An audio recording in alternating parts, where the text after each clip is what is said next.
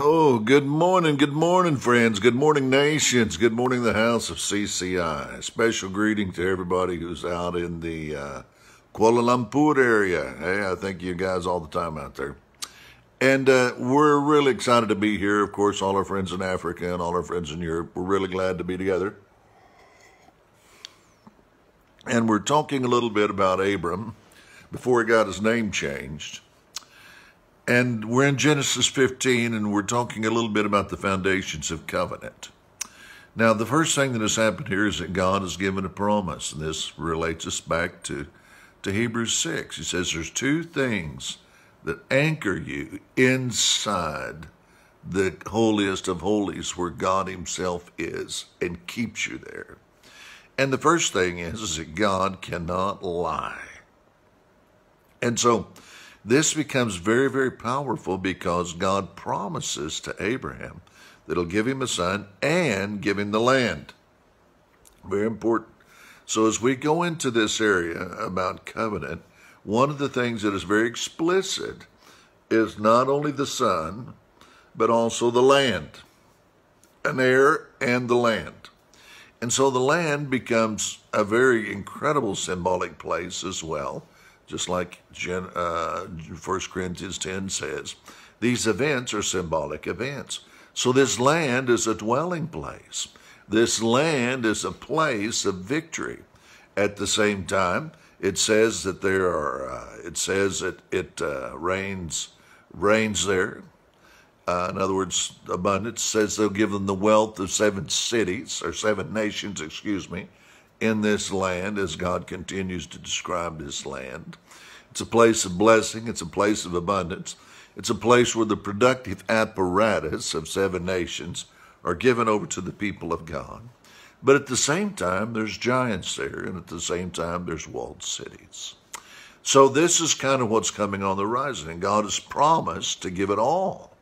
And obviously means there'll be some victories over the giants and the walled cities. But he's promised to be with them, and he's promised to give it to them all. So this is kind of the first mention of this as we're looking at this and starting to go this way.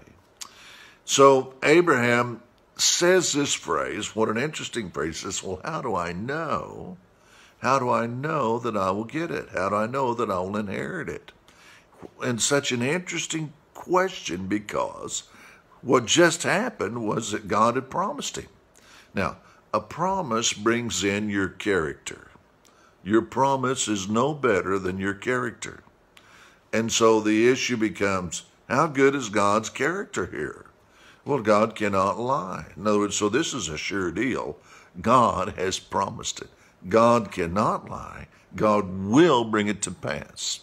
This is why we'll find later in 2 Corinthians 1:20, it says, all the promises of God are yes, if you fulfilled certain conditions. And we have fulfilled all those conditions in Christ, which means yes. And see, that is kind of what is going on here. So the Lord has promised, and the thing is, and he has said that he will give him this heir and give him this land. Wow. And so in that context, what makes this very interesting is that Abraham says, well, how will I know? How will I know that I will inherit it? And see, that is really interesting. It's almost like nobody would want to say that Abram is saying that, hey, God, can I trust you to tell me the truth?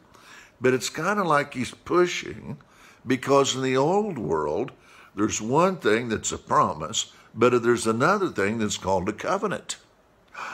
And a covenant is actually stronger than a promise, because a promise calls your character online.